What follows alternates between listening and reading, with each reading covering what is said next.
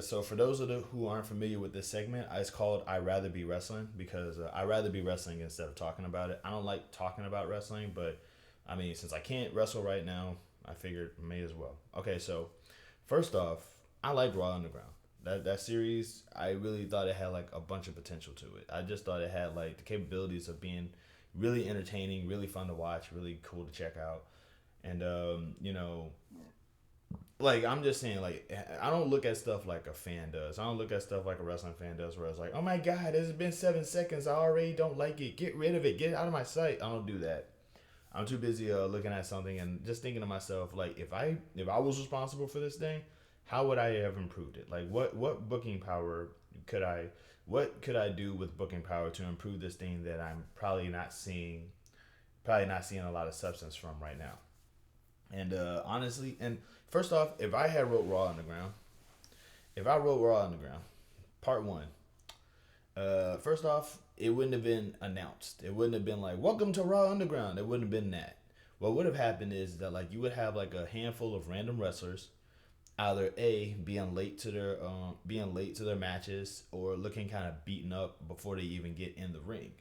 You know what I'm saying? You would kind of have this disheveled look. You know what I mean? Like they would be like wrestling in a match and not know, and kind of like just sort of act like they either just got out of a fight or like not in the mood to wrestle, so to speak. Just kind of like something a mood that you can sort of see in the way that they move or whatever. You'll notice it.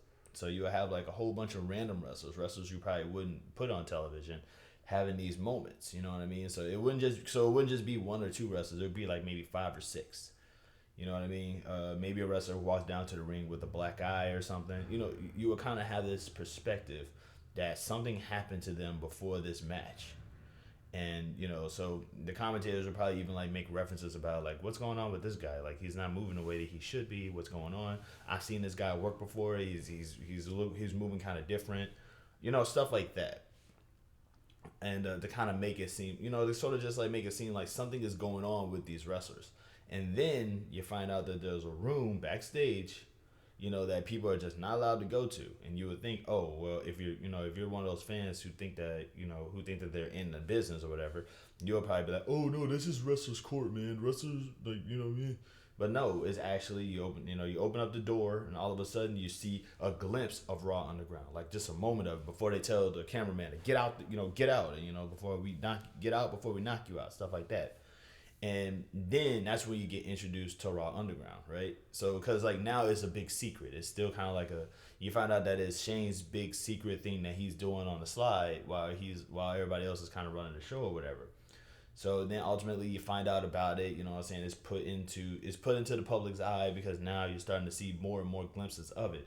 And once Raw Underground, like you could do that for like at least a good couple weeks or whatever, right?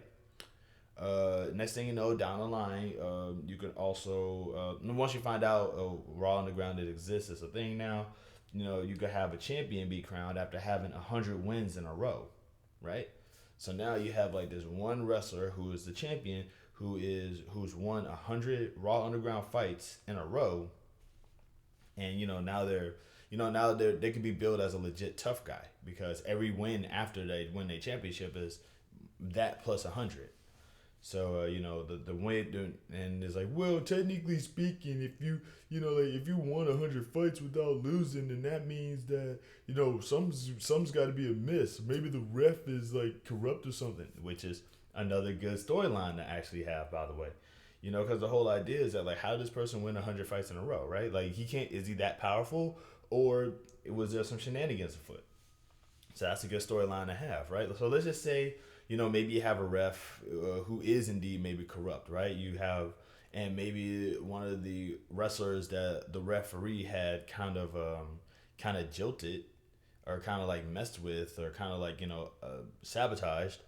Let's just say that wrestler and that ref is now in a match that isn't underground based, right? Like they're on TV now. So now you have this wrestler who's just sort of like just mean and just leering at the referee. So now the referee is part of this thing. You see what I'm saying?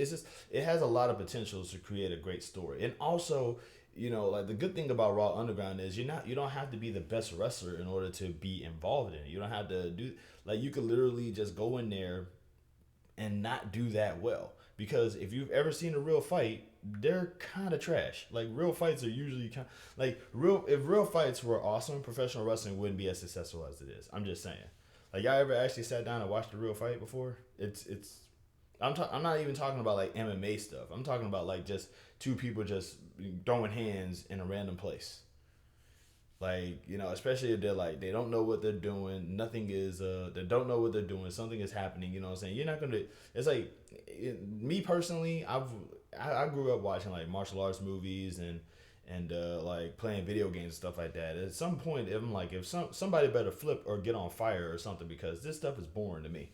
But some people love just seeing a regular fight. Me personally, but the thing is that like you get a chance to see a regular fight in a Raw Underground because like it's gonna be crap. It's gonna be a little sloppy. It's gonna be the thing that wrestling fans want to see. They get a chance to see with this thing. So and the reason why I'm bringing up how that goes is because they could literally bring anybody in who just happens to be interested in maybe kind of being on TV or whatever. Because there's a lot of people who aren't professional wrestlers who are interested in either professional wrestling or going to WWE. There's a lot of like professional football players, professional basketball players, heck, even some professional MMA fighters. You know what I'm saying? They would probably love to be a part of this. And what better way to? And that they're going to be sloppy. That they're going to be like not so great at the thing. They're going to probably like mess up a lot.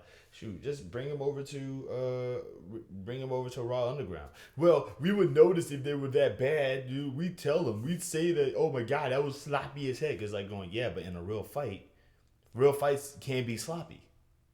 Real fights can be unprofessional looking. Real fights can look bad. If Raw Underground is going to be pushed as the real fighting thing, it will kind of make sense. So that's just my take on that part. You know what I'm saying? But it's like also you kind of have like let's just say you have like a legitimate champion who won 100 fights in a row. You know what I mean? Now they're kind of like pushed into this thing. Also, the cool thing is that if Raw Underground were to get like recognized, right, you could literally have somebody's underground win loss record kind of put on their little character interface that they have before they walk down to the ring and stuff. So you have that cool thing. So let's just say, but like you can also push the champion as like a legit tough guy. That champion could be somebody who challenges for the world championship because you're thinking, oh, this guy has won like 100 real fights in a row. He's challenging the world champion, blah, blah, blah. You know what I mean? It's just, it would have been like, you could have had like another challenger for this kind of thing. You know what I mean?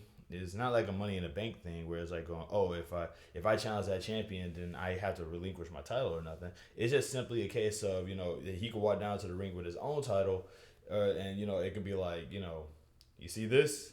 This means I can knock you out in a real fight. You know what I'm saying? Stuff like that. Well, it wouldn't even be a real fight because it's WWE and it's all not real anyway. Who cares? Shut up. So you kind of have that going on.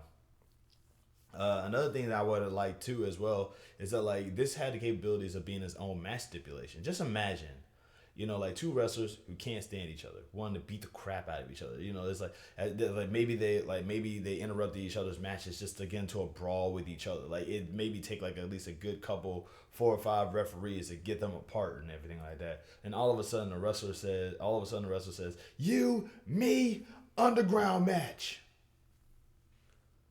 Check that out, right? Okay, so it's a lumberjack match, no ropes, empty arena. You know what I mean? And the match ends with the same way that most Raw Underground matches do. So you could like literally have that be like a match stipulation.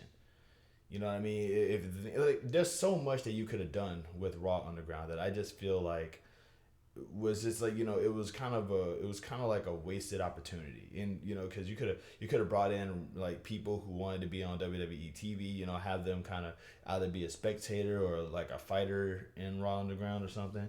You could have had like it's so much potential, man. There's so many great ideas you could have done, and also this was like before the merger, so this could have just been like a little kind of on-screen representation of the merger. So it's like, man, so good. It would have. I think it would have done. I think that it had the potential to be something great. But hey, that's just me. If you don't like it, I understand. But I did. Y'all be easy.